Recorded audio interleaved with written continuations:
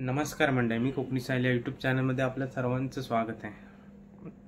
मित्रांनो, आजची 27 तारीख आहे आणि सर्वांच्या घरी आज बाप्पा विराजमान झालेत. आमच्या घरी सुद्धा झालेत गावाला. मम्मी पप्पा गेलेत गावाला. दीदी आणि मी शुक्रवारी निघणार आहोत. स्वराजपूर दादा वहिनी पण गेलेत. विषय असा आहे की आपल्या यूट्यूब चॅनलला 2 महिने झाले व्हिडिओ का नव्हती येत आणि मला वाटते शेवटची व्हिडिओ ही लग्नातली असेल ताईच्या, ती नाचाची. त्याच्यानंतर एकही व्हिडिओ आलेली नाही. शॉर्ट्स टाकाय पण टाईम नाही भेटला.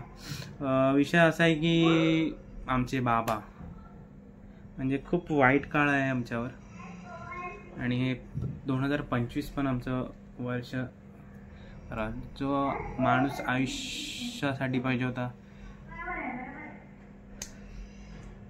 त्या माणसाला देवाने लवकर नेलं. आमचे बाबा म्हणजे 25 जून 2025 रोजी त्यांना देवयाज्ञा झाली.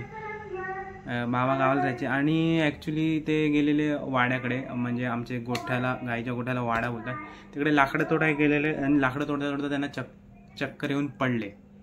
तर पकडले तर एक काकीने बघितलं की बाबा पडलेत. मग ती आईला सांगाय गेली की भाऊ पडलेत म्हणून. मग आईने गावाला बोलवलं, त्याने उचलून घरी नेलं आणि तिकडून मग चिपळूणला हॉस्पिटलला नेलं. तर डॉक्टरनी सांगितलं की पॅरालिसिस आला आहे. मग त्यांना जे रिपोर्ट वगैरे काढले, तर MRI वगैरे काढला, तर डोक्यात 2 गाठी होत्या. विषय असा झाला की मग डॉक्टर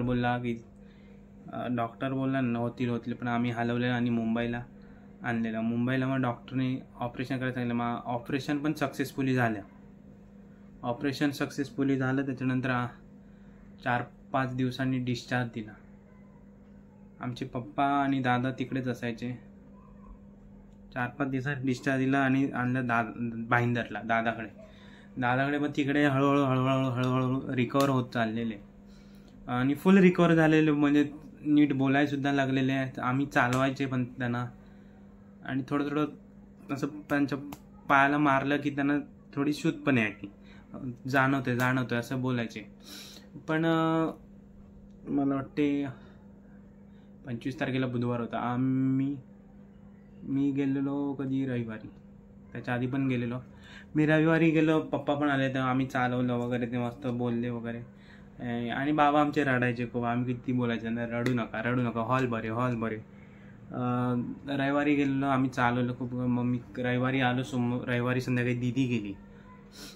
दीदी बोलली खूप चांगले आहेत आणि सोमवार मंगळवार पण चांगले होते. बुधवारी सकाळपर्यंत चांगले होते आणि 9 नंतर त्यांना काय माहित, त्यांना काय त्रास व्हायला लागला, BP वगैरे लो.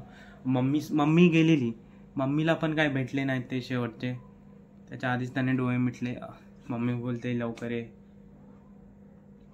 बाबा डोळे उघडत नाही, हे नाही करत, ते नाही करत. आम्ही सगळे आले. दादा आधीच पोचलेलं. मग त्यांना हॉस्पिटलमध्ये नेलं डॉक्टरने. तेजसदाने नेलं. आमचं तेजसदा भाईंदरलाच काम आलं आहे. त्याला वहिनीने बोलवलं फटाफट आणि मग त्यांना डॉक्टरकडे नेलं. तर डॉक्टर नव्हता, पण नर्सने त्यांना ॲडमिट वगैरे केलं. पण डॉक्टर आल्याशिवाय नर्स पण काय डिसिजन सांगायला तयार नव्हत्या. मग 2 तासाने आला डॉक्टरने मी सांगितलं डिसिजन की असं आहे, तुमची केस नाही. मग त्याच्यानंतर जो अनुभव असेल तो खूप वाईट आहे. सांगताना मलाही रडायला, त्यामुळे मी काहीच सांगणार नाही.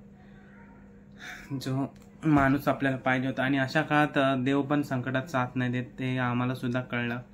कारण खूप प्रयत्न केले, धावपळ केली आमचे भाऊजी, ताई, दीदी, सर्वांनी. पण देव पण एवढं, म्हणजे आमच्या घरात कुलदैवत होतं. जे माणसाने देव केलं आयुष्यभर, त्या माणसाला देव वाचवू शकत नाही. बोलण्यासारखी गोष्ट नाही.